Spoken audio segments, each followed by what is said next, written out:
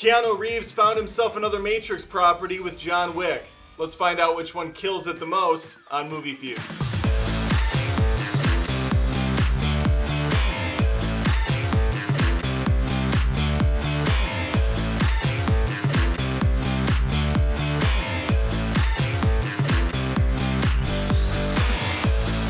2014's John Wick was a complete surprise for many moviegoers, including myself. Keanu hadn't been in the spotlight in many years, and Chad Stahelski, formerly a stuntman, was very green in the director's chair. A meager budget and a cast including John Leguizamo, Alfie Allen, and Ian McShane weren't going to make people rush to the theaters.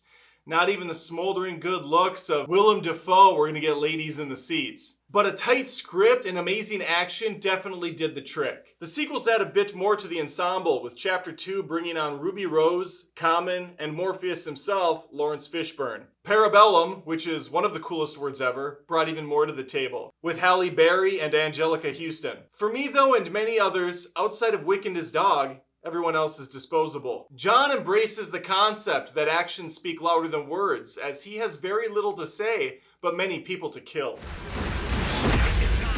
There's nothing deep or profound about the John Wick series, nor should there be. The first movie introduced us to a man that was out of the game, but in mourning. His wife had just passed away, and her final parting gift was a note and a puppy. And that grieving process is short-lived, as he's harassed early on at a gas station by a few thugs. They want his most prized possession, his car.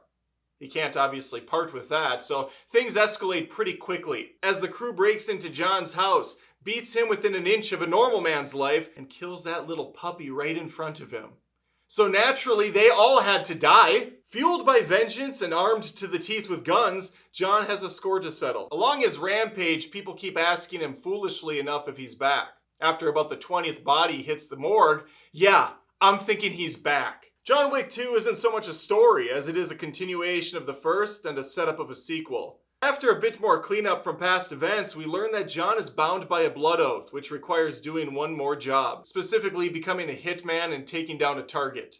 Unfortunately, the storyline isn't nearly as compelling as the whole dog vengeance angle, and the coolest concept doesn't unfold until 5 minutes before the credits roll. Essentially, he pissed in the pool of the high table, and now he's the next mark, open for business to anyone who is willing to go up against the boogeyman. The first film did a great job of not only setting up a sympathetic character, but letting us inside his interesting world. A hidden society with its own set of rules. A hotel that operates as a hitman's safe haven. A laundry service that specializes in getting bloodstains out of clothes. John Wick 2 adds the homeless spy element to the world, but didn't go far enough with new things as I would have liked. Parabellum, awesome name, thankfully fills in those gaps that were missing by providing even more action than the previous, along with building up the playground even further. The high table takes Wick on a globe-trotting adventure via Mustang, horseback, and even camel hump. Parabellum ups the dog game too, with multiple Belgians fighting back. The first two entries feel almost quaint compared to the all-out warfare that this one provides. There is very little in terms of plot here, although we do get a bit of insight as to how John was raised and why he's such a deadly adversary. Around 7,000 dead bodies later, we find ourselves in the midst of a fourth movie to come,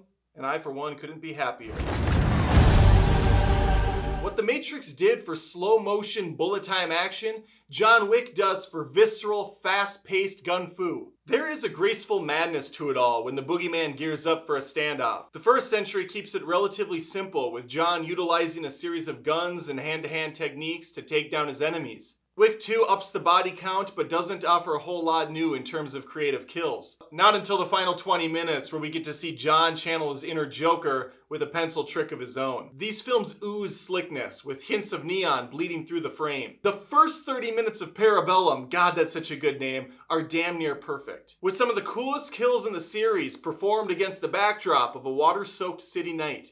The overlaid fonts that randomly crop up never really worked for me, and I wouldn't miss them in the slightest. The music, cinematography, and a dark, rich color palette bring the movie's production up to the level of one of John's suits. Which is to say, classy AF. As always, I polled the Movie Feuds community, and they didn't disappoint. Coming in third place is Chapter 2 with 13% of the votes. In second place is Parabellum, such a sweet name, at 25%. making John Wick 1 the winner with 62% of the votes. And I'm like a proud dad right now because this is exactly where I would put these in terms of rankings. Thanks for watching. Like the video if you liked the video, subscribe for more of this content, and remember, this is more than just reviews, this is Movie Feuds. And John Wick Chapter 4 is going to have a lot of work in terms of what it titles itself. Maybe Chapter 4, the Holy Trinity. So you could play off that Matrix a little bit more. Another tip of the hat. They should just lean all in on the Matrix.